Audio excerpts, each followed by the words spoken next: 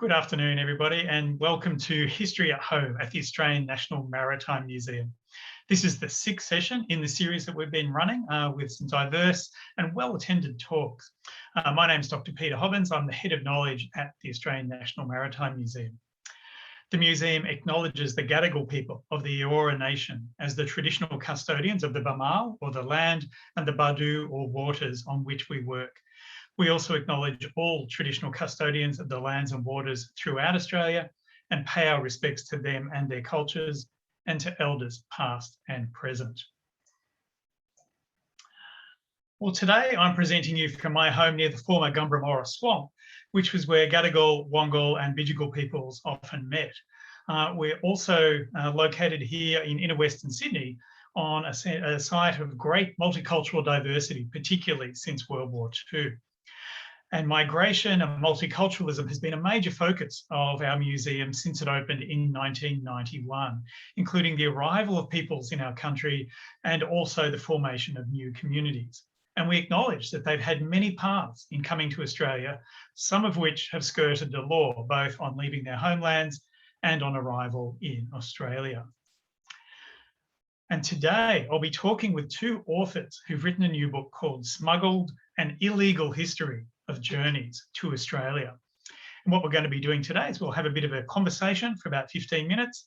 We'll then hear a reading from the book from each of the two authors, and then we'll go back to have a conversation. After that, we'll have plenty of time for questions from you and the audience. And just a reminder that you can type your questions in the Q&A box on your screen at any time, and I'll be going through those towards the end to make sure we answer as many as we possibly can. So for now, I'm delighted to introduce our two authors, and I'll invite them to turn on their cameras and unmute themselves now. So Associate Professor Ruth Balint is a former filmmaker who works in broadcast media still, including radio. She's now a historian of migration and Europe's displaced persons based at the University of New South Wales in Sydney. And Associate Professor Julie Kalman is a historian of imperialism and Jewish emancipation, as well as migration to Australia and the Eurovision Song Contest. Julie works at Monash University in Melbourne. So welcome to Julie and Ruth, and thanks so much for joining us today. At this point, I'll stop sharing my screen and we will start our conversation. So thank you so much for joining us. Really appreciate you coming to the Australian National Maritime Museum's History at Home series. And look, my first question is really quite an obvious one. People smuggling and illegal journeys is a difficult and a sensitive issue. So why did you choose to write a book about this topic?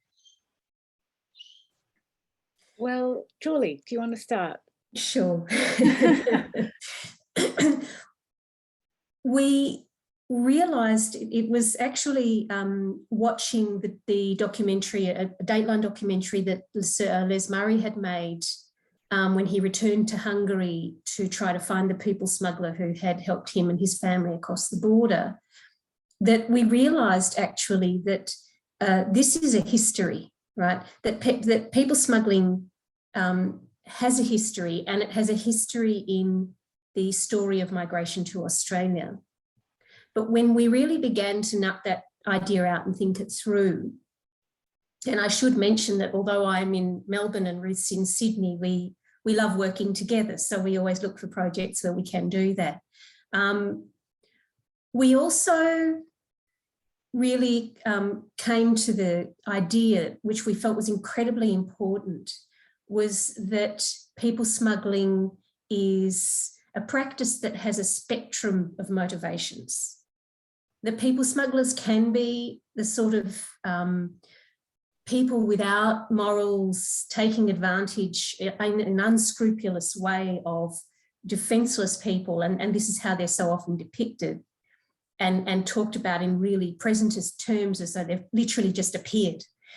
But we knew as we began to think this through and the histories and the stories that we know, that people smugglers could also be people who would risk their lives to help others. And we wanted to historicise this practice, and we wanted to nuance it, make it more complicated than it is generally depicted as being. And I think also it's important to note that we were thinking about writing this book during a particular moment in Australia's own history. So I was reminded recently that it's 20 years last month since the Tampa affair.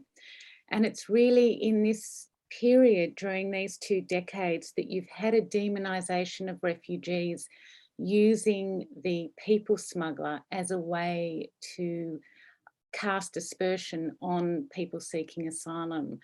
So I think we also wanted to address the way that refugees have been demonised through you know, the way that the people smuggler has been talked about. So instead of hearing about refugees or asylum seekers, we tend to hear about people coming here illegally or jumping the queue or sneaking through the system.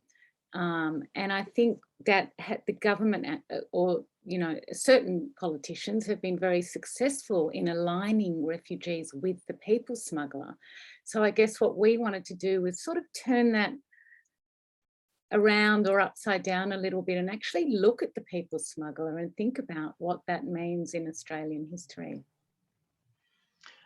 I mean, it makes me think about the curious subtitle of your book, An Illegal History of Journeys to Australia, which I think myself and probably many other people had to do a double take and think, hang on, that's not what I expected to read. Can you give us a bit of an insight into why you made that choice for your subtitle? Well, actually, you're not the only ones, because the publishers themselves originally published the cover, A History of Illegal Journeys. And we said, no, actually, no, that's not at all what we're saying here. We're actually, you know, doing something a little bit more interesting. So the reason we said illegal history is because historians haven't tended to look at this history of, in terms of illegality. We haven't tended to think about illegality as part of the history of migration. But in fact, it really is. And what we realise looking at this history of smuggling is that it really depends on where you sit in time and in place, how you understand this practice. So I think what we wanted to do was to make people like you, Peter, take a double take and rethink what we mean when we say smuggling and illegal history. Well, I did also wonder whether you actually needed to undertake some legal preparation or consultation before you embarked on this project, given that you obviously were dealing with people who had fairly diverse experiences of coming to Australia. And was there some key legal advice that you had to keep in mind through the whole process of preparing the book? Not so much. What we did have to do was be very ethically careful and aware. Both of the effect on people of retelling what can be a really traumatic story, but also on the possible consequences of their telling their story. So, you know, through our universities, our respective universities, we go through those processes of making sure that we have thought through the ethical implications of recounting and publicising, making public these stories. So I guess in terms of legality, that's where we had to really think carefully about the implications of what we were doing. Did you want to elaborate a little bit more on that? What were some of those potential consequences that you were concerned with, or that your interviewees or collaborators were concerned about? Well, one is trauma. So, you know, some of these stories are really quite difficult to read and to think through. And we did not want to, you know, we were asking people to relive trauma in the telling of their stories. So we had to really think carefully about how we approached that. I had one gentleman, an interviewee, who needed to stop to weep at times in the telling of his story. This was extraordinarily humbling, you know, this process. The other was that we actually have a couple of people who have asked not to be identified in the book, because of their fear of possible repercussions on family members who are still in the country that they've left, or who are in secondary countries, or who are in a vulnerable visa position in Australia. We also had one family that chose, we in a sense, much like people who have to commit these kind of illegal acts in order to seek refuge.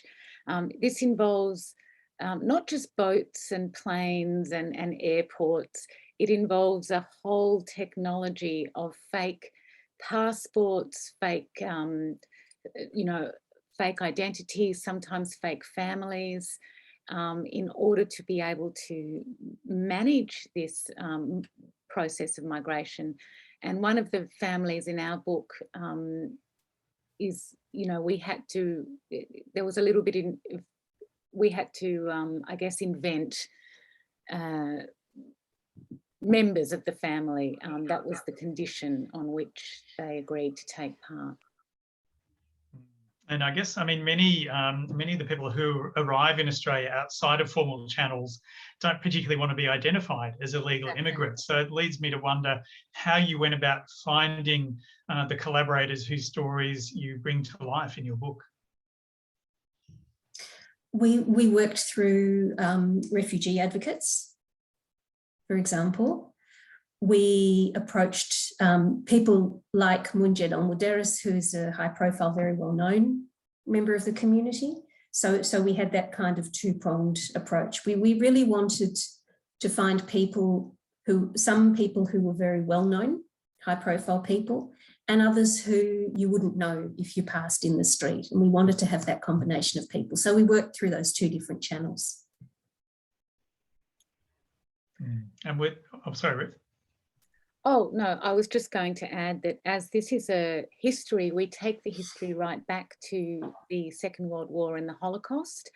So the early chapters by Julie and myself are based on archival research, essentially, but also about our own families. So I guess one of the motivations that we forgot to mention in writing the book is that we both come from families that would have been, members of our family would have been classified as people smugglers, but who we now view as heroic in our narrative of Australian history and the welcoming of Holocaust survivors, for example. So the early chapters are based on archival research, but then we, as Julie said, we move through up to the present day, and it is really those stories that are more contemporary, where the risk and the fear was felt more strongly. I mean, most of the people that you've written about have in one way or other considered themselves to be refugees, whether they were economic or religious or political refugees. But having said that, I mean, that's a lot of diversity, but was there something you felt united those people in making the decision to bypass formal programs in order to escape from their homelands? Oh, certainly. Fear of persecution generally. A lack of choice, yes, is the other. Yeah. Sorry, Ruth. That's very true, actually. I mean, Australia, in terms of its history of refugees, it actually has a very different place in that geography than, say, Europe. So a lot of the people fleeing persecution are coming from that side of the world. So to come to Australia often involves an added dimension of agency, of choice and of effort than often when we look at illegal migration or refugee, I shouldn't use that phrase, refugee flight in Europe, it's often wherever they can get to quickly. Whereas coming to Australia can often involve something extra that, you know, people who seek to come to Australia are really seeking and have to work hard in order to get here. So often these journeys we found, and this was surprising even to me, and I am a migration historian, but these journeys involved a lot of detours, a lot of stops and starts, of being returned to places and having to start again. So very long journeys, actually, and I found that quite interesting. And that's interesting in contrast with many other, I guess, voluntary migration journeys where, you know, in a lot of cases, particularly after World War II, it seems that the choice of Australia was almost arbitrary for many people. They say, could have been Canada, could have been New Zealand, could have been Australia. We just, you know, Australia looks sunny or something like that. So it's surprising how many of the more straightforward migration voyages are actually almost on a whim in some ways, in that particularly in the 1940s and 1950s descriptions. Look, you mentioned earlier the people smugglers themselves, and in the book, you know, several times you make the point that actually, you know, the contact that your informants have with people smugglers is often brief, and it's fairly transactional, and they do tend to forget a lot of the details because it was just one part, as you said, of a much longer journey. Was it hard for you to actually tease out the character and the motivations of those smugglers or people who help facilitate illegal voyages, especially because generally you couldn't actually talk to them themselves, could you? You had to go through the people who've come to Australia rather than those who facilitated the journey. In some cases, this is, as with Les Murray, and he was trying to make a point with this. This is a person that is pivotal in the life of our interviewees. And so whether or not they can talk about this person's personality, characteristics, they nonetheless stick in the memory. And in that sense, then I guess we could access, yeah, go on, Ruth. No, sorry, Julie. No, I was just thinking that's true. And when I'm thinking about Professor Almuderis, for example, who's actually written his story of flight from Iraq to Australia, but no one had ever asked him about the people smugglers. So he was able to tell a completely new story when we approached him that actually hadn't been asked of him before. So when you often, and this is something about migration history as well, is we often tend to focus on the moment of arrival and the moment of settlement.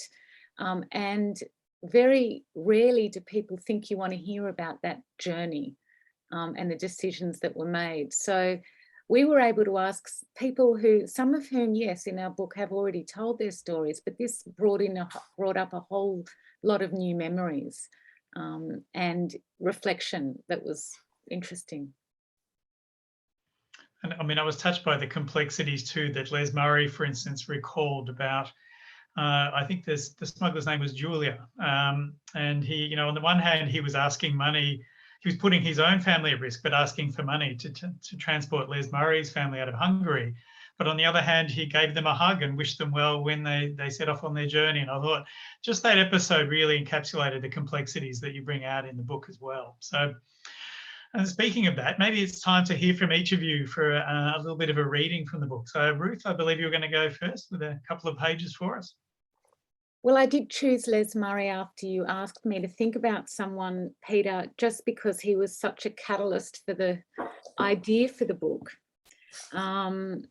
So I'm just starting in the middle of this chapter by Les. As Peter, you explained, or I think it was Julie actually, Les Murray went back, it would have been 10 years ago now, and he went back at specifically, he says in the documentary, to confront the kind of rhetoric that was around at the time of refugees and people smuggling. And he went back to find the man that had helped him and his brother cross the border into Austria from Hungary after the Hungarian Revolution of 1956.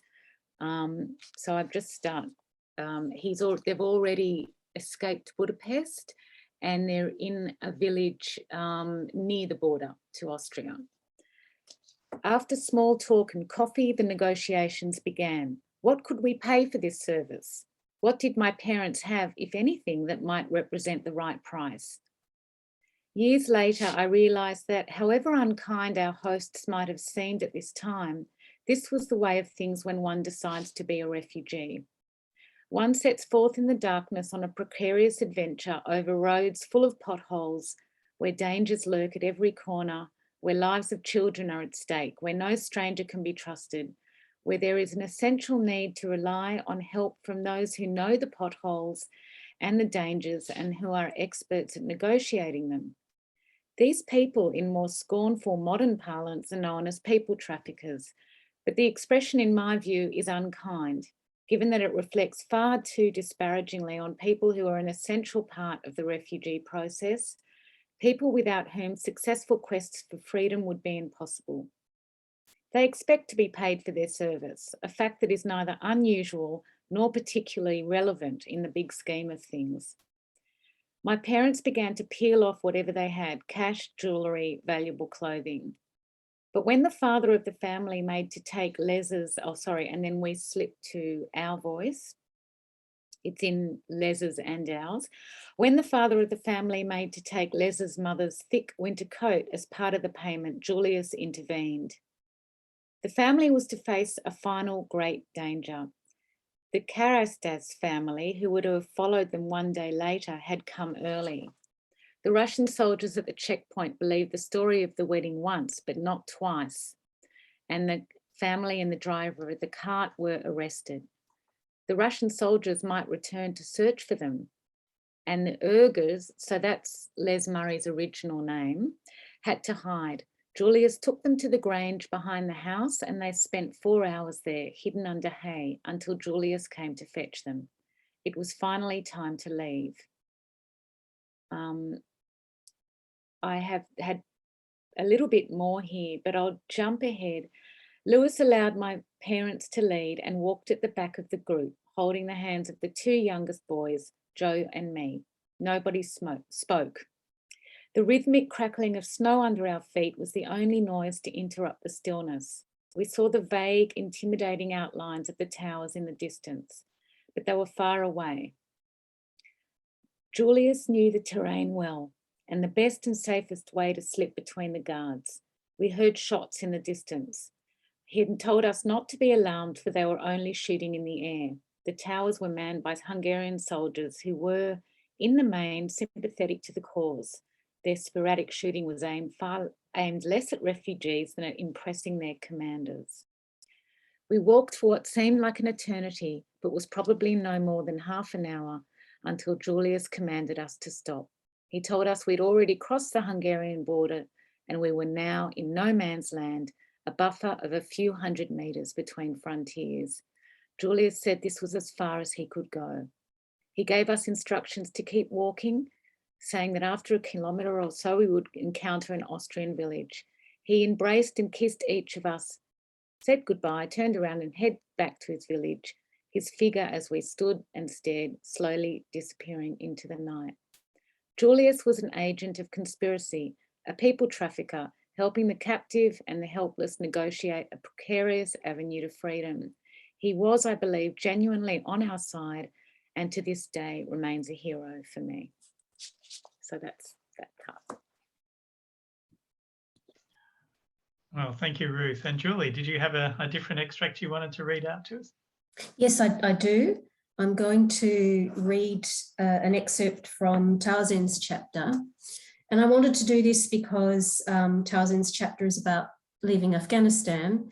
And Afghanistan, of course, has been much in the news lately, as the French say, and the French are so clever, aren't they? They say the more things change, the more they stay the same. And I think that's what we're seeing. And I think that Townsend's story is very evocative of what's happening now. So again, the voices shift and I'll make clear who is speaking when. So I'll start with the narrator's voice. The fact of being Hazara is central to Townsend's story. In one sense, Townsend has had no choice but to embrace his ethnicity. The physical appearance of the Hazara people makes them stand out in Afghanistan. Hazaras look like the people of Central Asia, and this has set them apart from the majority Pashtun Afghans, among whom Hazaras have lived for centuries. This difference is one reason for their persecution, which has led to their exile across the globe, with large communities in Pakistan, Iran, the Gulf states, Australia, the United States, and Europe. Another reason is the fact that they're mostly Shia Muslims in a country where some 80% of the population follows Sunni Islam.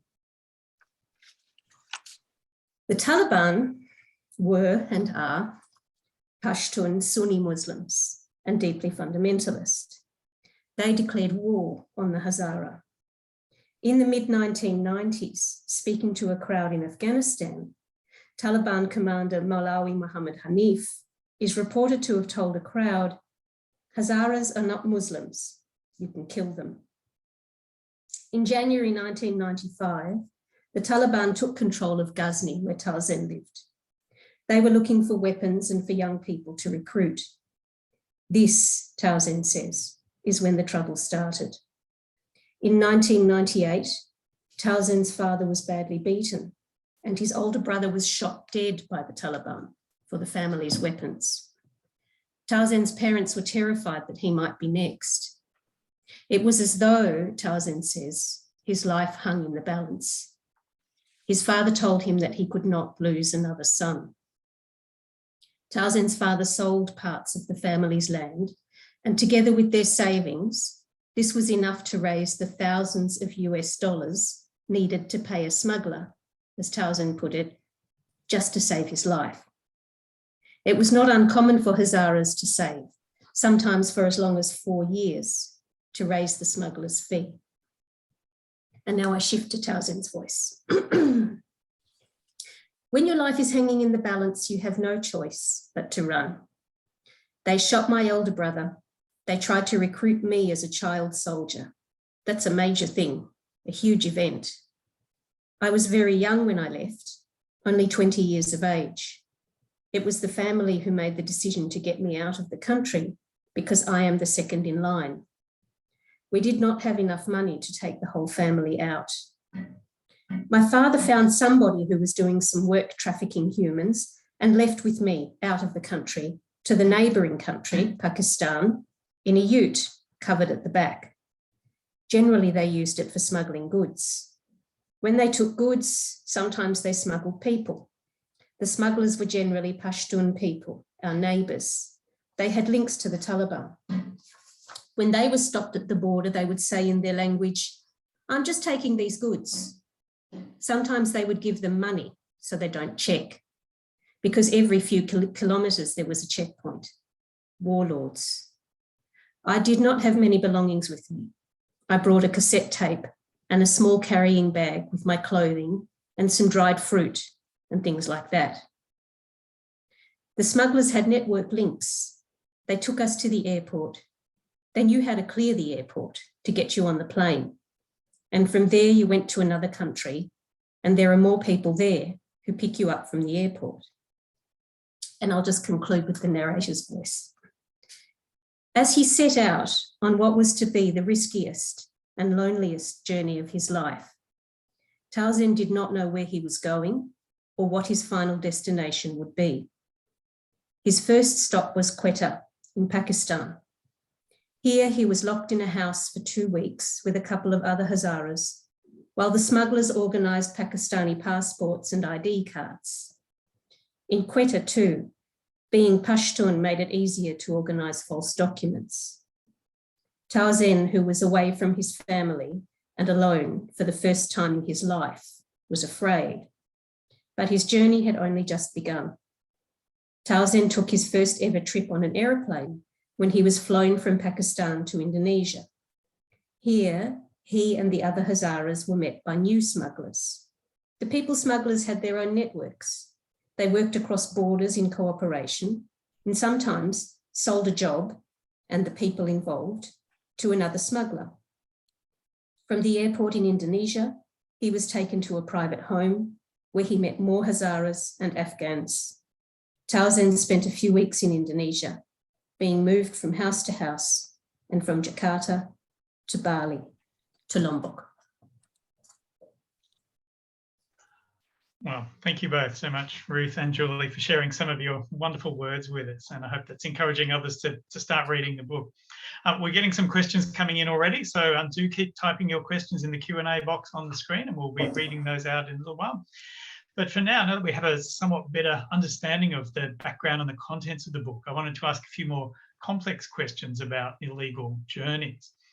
I guess one of them that goes to the heart of your message is the very word illegal. And everyone whose story features in the book knows that they broke the law at some point, whether in their home country or in another nation, in order to complete their journey.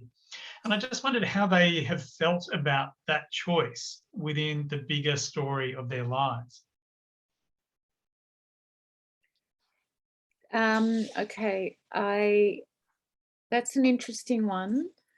How they felt about that choice. Well, I think for most people that we've spoken to or researched, often you have to break the law to survive in societies where what we understand as law has really been turned upside down. So if you think about it, for example, when we researched, for example, the Holocaust stories, smuggling out of Nazi-occupied Europe, or when we looked at post-war Australia that were with the post-war immigration scheme that sought to stop Jewish people coming to Australia under the White Australia policy, or even with later groups. These are laws that really, you know, nowadays we look back and think, well, absolutely, those were the illegal regimes, essentially. And by acting against them and saving their lives, these actions were heroic. So I think it just depends on where your own perspective is coming from, how you view this notion of legal and illegal. I think it's a lot more complex than what we think of, just in terms of, the framework of legislation, for example.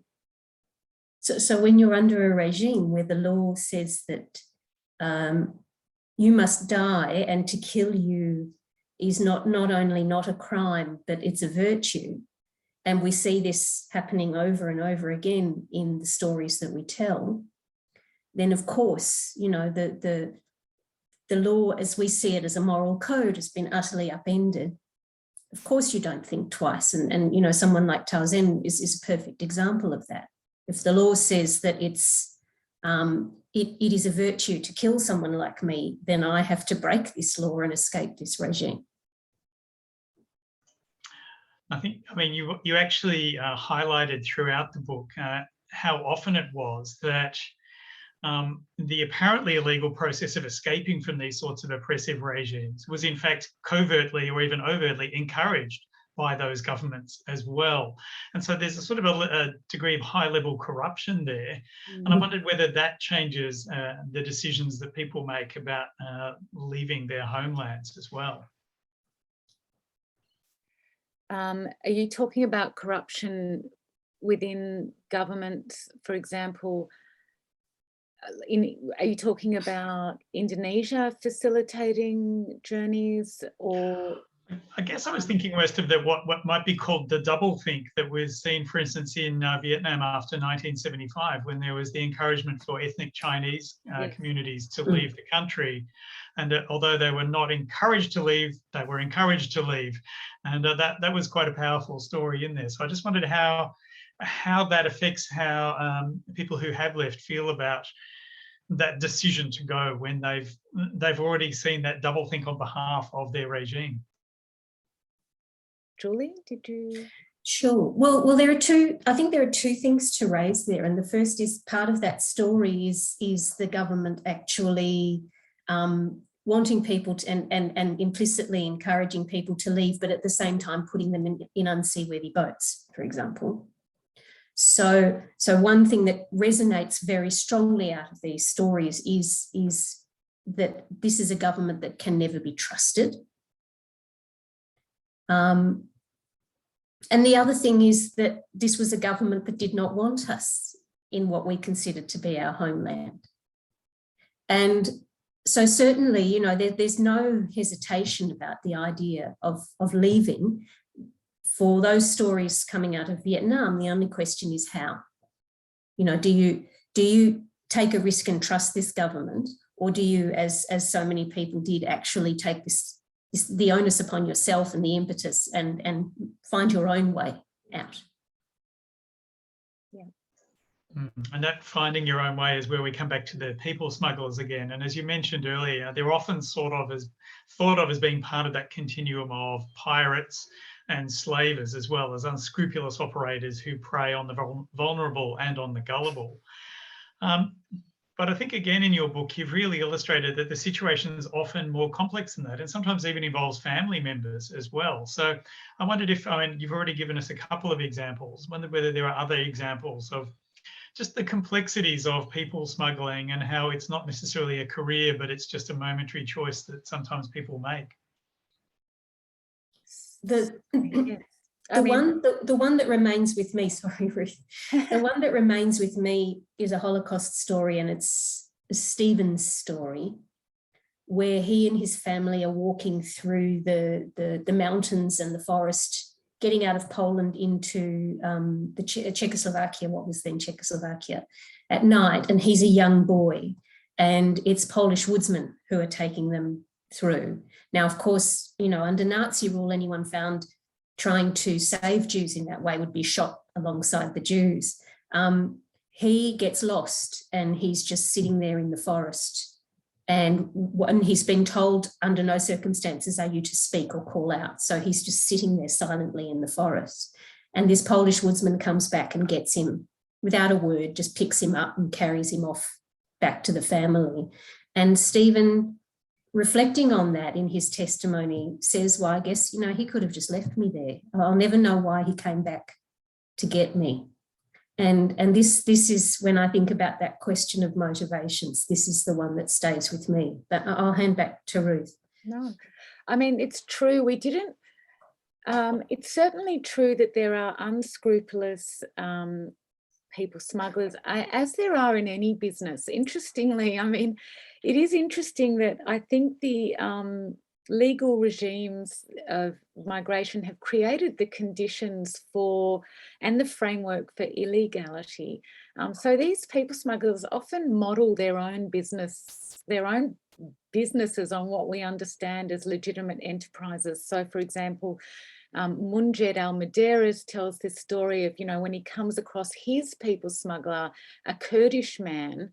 He meets him for the first time I think it was in Kuala Lumpur by memory.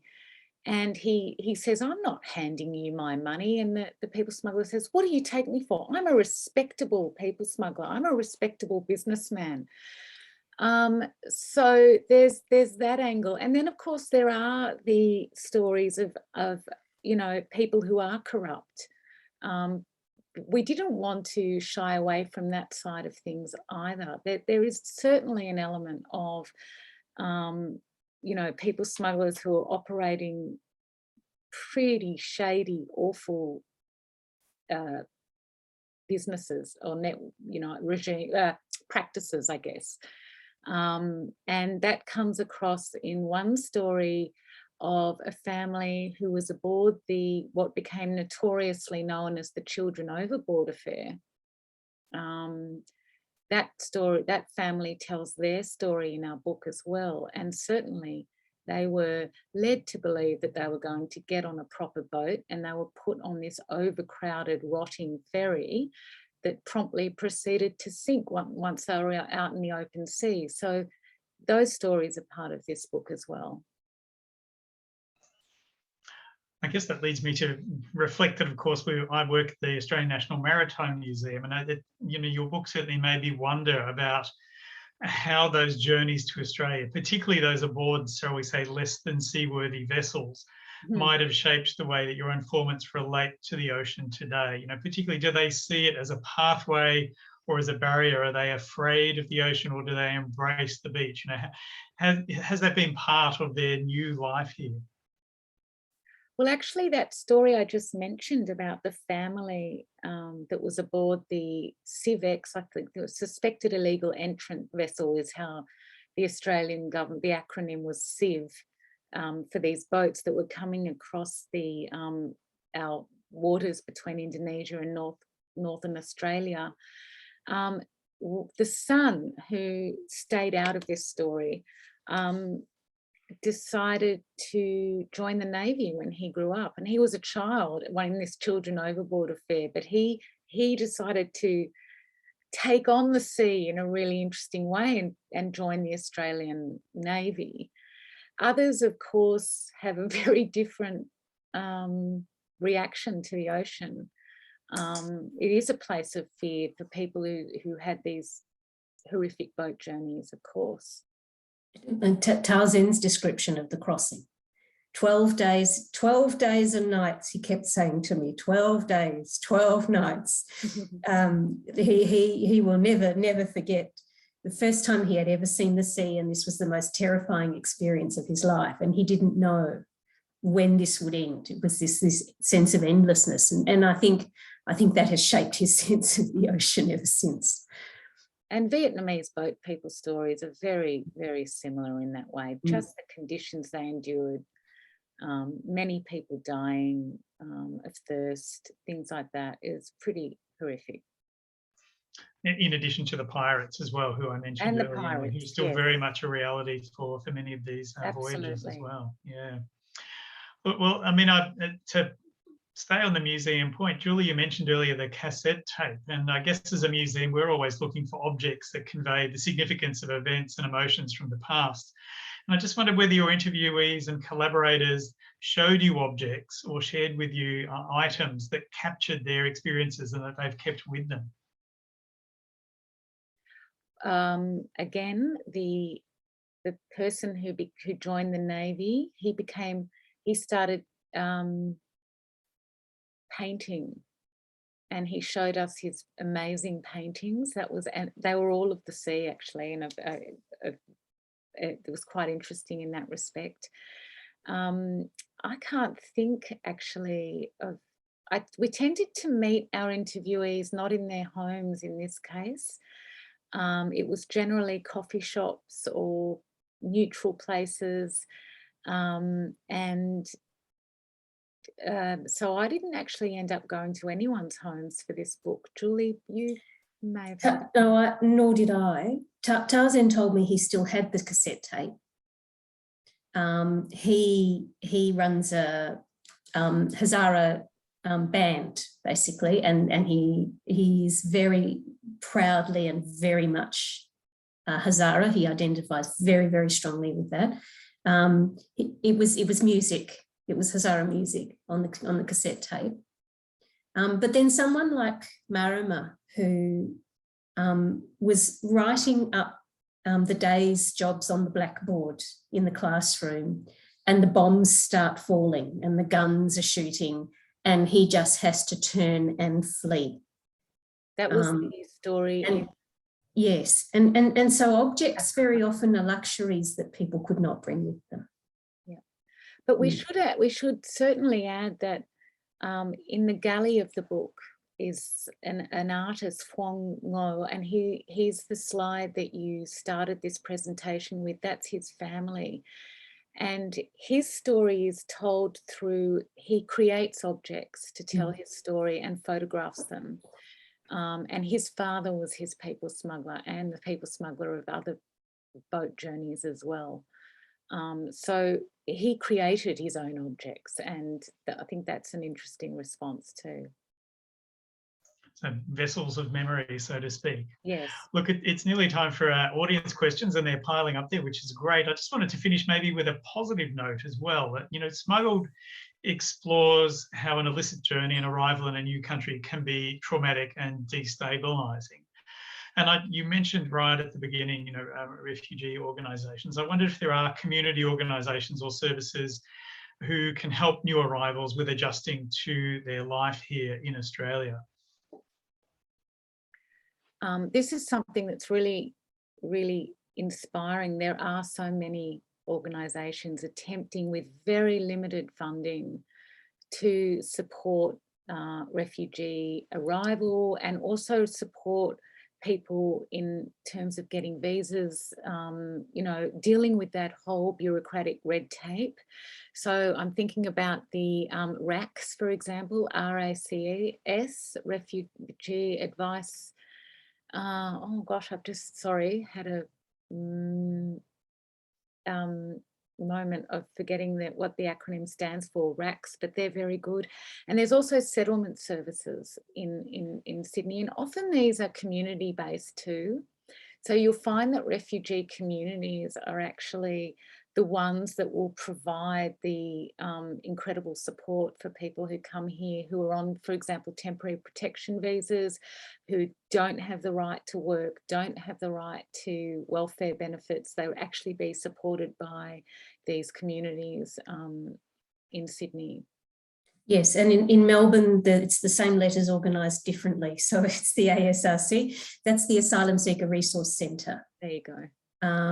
Which has grown and grown and gets enormous support from the community in Melbourne. But as Ruth said also, so someone like Talzen lives in a part of Melbourne that has a very large immigrant population. And these are places, and his story is one of being taken in by members of the Hazara community in that part of Melbourne. And he in turn now does the same. So people, it's this story of the welcome that keeps kind of replicating itself, I guess you could say. Yeah. It's a wonderful note to end on, that passing it forward approach as well. So look, we've got a pile of questions here from our participants. So I'm going to direct a few of them to you. So, well, an anonymous attendee at the moment has asked, what are the main countries that refugees and asylum seekers come from? And I presume they're meaning in the present as well. That's a really interesting question, because it may surprise people to know that the main places where refugees come from, or that refugees who come by boat, are the ones that are visible in our imagination, in our minds around this issue. And they tend to come from Afghanistan, places where there aren't, you know, proper consulates or Australian embassies where you can apply and join some orderly queue. So that's countries like Afghanistan, Sri Lanka, Iraq, Iran. But there's far more people coming by plane from China and Malaysia who are coming in on, for example, tourist visas, and they actually have a much higher rate of rejection as asylum seekers than those by the UNHCR, than those who come by boat from the Middle East. But we have, you know, Australia creates these multiple classes of refugee, which is determined by the mode of your arrival, which I think is a bit crazy. Great. Well, we have a message and a greeting from Bryony, who I think all of us know, who says, it's a wonderful book. You discuss the ethics of asking your interviewees to relive trauma and share their stories, as well as the repercussions people feared in doing so. But despite the various understandable reasons why people would not want to speak, you did manage to find a wide range of different people willing to share their stories. Did you get a sense of what your interviewees themselves were hoping to see come out of making their stories public in the book, whether or not their names were attached to it? They wanted to be humanised. We have been so, or as a nation, I think we've been so good at unthinking the humanness of these people, of dehumanising them, of placing them far away so that we don't have to think about them. And these are people who have been in places like Curtin Detention Centre, which, you know, if you've ever been to Western Australia or to Broome or to the Kimberley, you know exactly how remote that is. They wanted to be people in the eyes of those they see as their fellow Australians. Yeah. We have a small question here from Kalman. Have you included Ando? Interesting. We did approach Ando to be part of this book, but he very, very, you know, politely refused and said he just had too much on his plate, which I can imagine is true, actually. Yeah. So no, Ando hasn't been included in this book, but we do quote from him in our introduction. Yes. Because he does have a perspective on this issue too, as the, having come so-called illegally on a boat from Vietnam. Yeah. Now, Jeffrey says that the only in-depth profile of a recent or post-Tampa people trafficker that he's read was Robin de Crespigny's The People Smuggler from 2014, which I think I've got a copy of that as well. In the context where these are usually the most vilified people in the Australian political context, were you able to identify any such practitioners in your book as individuals with motives good and bad? I think you've partly answered that question, so that came in a little bit earlier, but I just wondered if there were other examples that came to mind as well, where you really understood they were individuals, not cardboard cutouts, perhaps. Where we could, certainly. So George Mora, and I guess I speak here as a Melburnian. George and Mirka Mora, of course, fixtures in Melbourne, extremely well-known personalities, who worked with the French mime artist Marcel Marceau in the French Resistance. So when we had a figure like that, yes, we absolutely wanted to excavate their personality and get a sense of who they were and what motivated them. But as the questioner points out, I mean, this is not always easy. These are not necessarily people who want to be excavated. Yes. Yes. They certainly don't want to be identified. But really the point for us was to get the experience and memory and perspective of the refugee and the asylum seeker about their smuggler, rather than try and find the smugglers themselves, which I think would have been a fairly impossible task.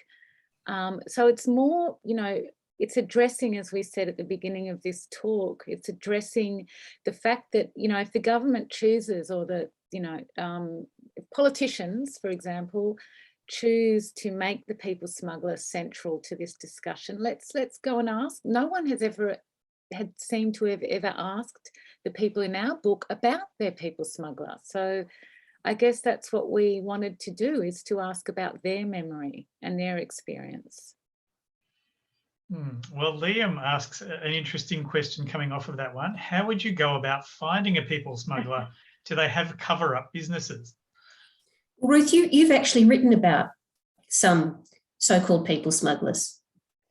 I don't think that's the type of people smuggler that Liam might be imagining.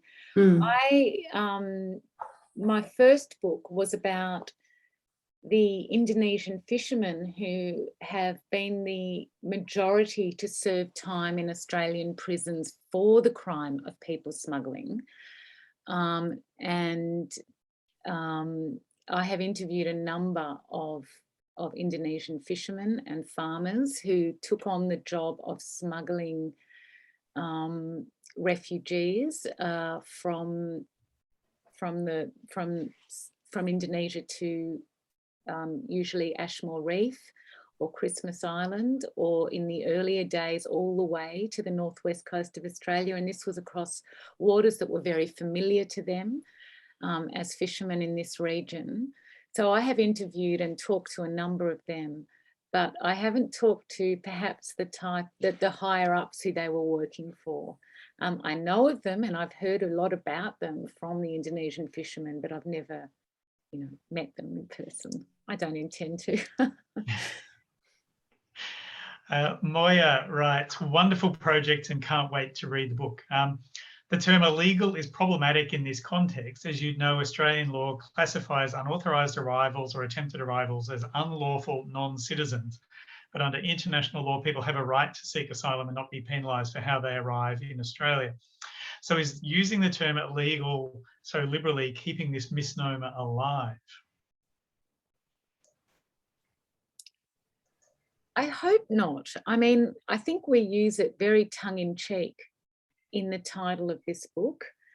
And I hope it just spurs people to think about the meaning of this term illegal. I mean, it's certainly true. Australia is not only a key signatory to the UN Convention on UN Refugee Convention. Australia was actually a proudly involved in the crafting of the UN Refugee Convention in its earliest days in the beginning of the 1950s. And it does explicitly state that asylum seekers or refugees have a right to travel to a safe country using whatever means possible at their disposal, and are allowed to claim asylum upon entry. So there is a real disconnect between Australian domestic law and international law that we are constantly having to navigate, I think, in this area. Well, now Tan has an interesting question as well, who asks whether you think that more wealthier people who have a refugee background are more likely to openly express their past story because they may well be more admired in public, I guess, meaning that they won't have necessarily fewer repercussions. I don't know about wealthier, but yes, I would say more established people who were refugees and perhaps see that as part of their past and not part of their present identity are more comfortable. But as we said, it was difficult to find people to agree to speak from more contemporary conflicts. We have someone from Myanmar, we have someone from Ethiopia, we have someone, as you know, from Afghanistan. And those stories, the more current stories, you know, are still they're still being created, if you like. It's still in the making. And so it is harder, much harder to find people to agree to open up about this from these places. Well, we've plenty of questions there, but we're running short on time, so we might just pop two in. Cam asks, hi, Ruth and Julie, thanks for this session. I'm wondering if you noticed differences in the experiences of refugees and asylum seekers who arrived by boat to those who arrived by plane, and did they have different attitudes to their smugglers? Julie, did you want to answer that one? Well, I'm just trying to think, actually. Yeah, it's a great question, and we didn't. And in the book, there is no one who's come in by plane, because I think in the Australian imagination, as Ruth was saying earlier, the idea of a refugee is someone who arrives here on a boat. I think the reason we also didn't include people who come by plane is that their experience is vastly different. Because Australian law basically says that it is the mode of arrival that will, so if you come by boat, you are immediately, you will never settle here, right? And that's been the law for the last decade. Prior to that, if we were looking at so what we wanted to do was to peg each of these stories to a particular moment in our migration history. So, you know, there's the post-World War II moment, there's the Vietnam War moment, there's, you know, and then there's the coming by boat in the late 1990s. Each of these are significant events in our migration history, and they are predominantly boat journeys. It's really only, I would say, in the past decade or so that you're getting these arrivals by plane.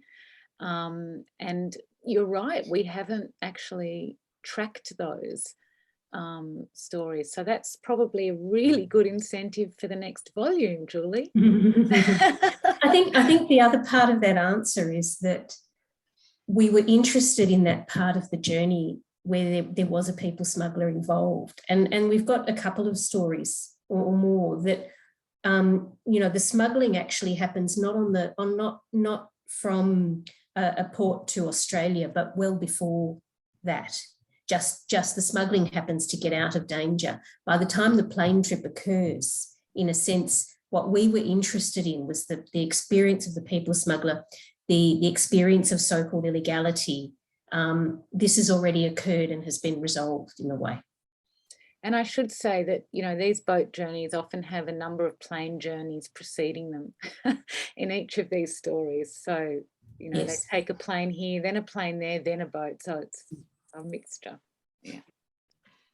And look, maybe our last question is from Lita, which is a fairly broad one, but also very specific. Do the families ever get over that fear?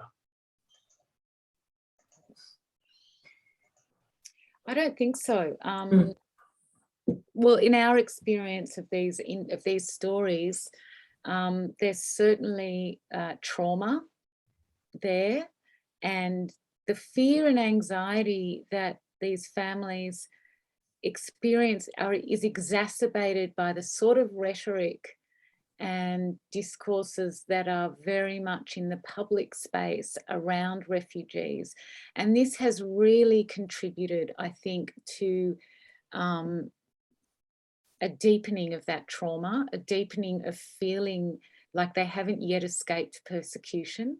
There's a sense of unsafety and a sense of unsettledness that has really been exacerbated, I think, by the Australian discourses on refugees. There's that, and I would add, there's grief. There's extraordinary grief. You know, a lot of times, someone, for example, like Marama, who had to just run from one moment to the next, he identifies with his country, but he cannot go back there. So while he is deeply grateful and happy and settled in this country, there's nonetheless part of him that grieves for what he's lost. Thank you, everybody out there in the audience, for your wonderful questions. And I'm sorry we couldn't get to all of them, but there were some really thoughtful responses there too. And certainly what came through in a lot of them was gratitude to you, Ruth and Julie, for the book and for the stories that you've shared here as well. So I'm going to wrap up our conversation now. And I urge all of you out there to read the book if you haven't done so already. And I'll just point out that Smuggled is also available in the museum's Vaughan Evans Library. And Ruth has been extra busy. She's also publishing this book, Destination Elsewhere, Displaced Persons and Their Quest to Leave Post-War Europe. That comes out next month. So congratulations, Ruth. And perhaps we'll be inviting you back to hear more about that very soon. So look, I'm going to close out now. So I'll ask our presenters to mute their mics and pop off their cameras. This session closes our first series of History at Home. All 6 talks are available on our YouTube channel, which you can access by clicking on the URL link at the bottom of the screen here. And we'll be also planning to give you monthly presentations throughout 2022. So do keep subscribing to our email notifications to hear more amazing talks on very diverse topics from the Australian National Maritime Museum. And we certainly welcome all of your feedback as well and your suggestions for future topics. So thanks once again for attending History at Home, and we'll catch you again shortly. Bye for now.